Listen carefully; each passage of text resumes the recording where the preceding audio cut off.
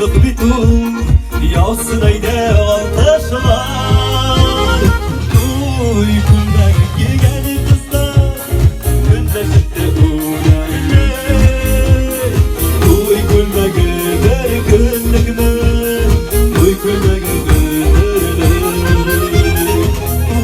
uy kuldak giyeni kızlar günleşikte uyanır.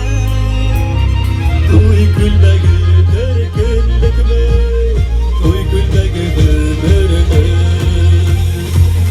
Uy kulak giyeni kızlar günleşikte uyanır.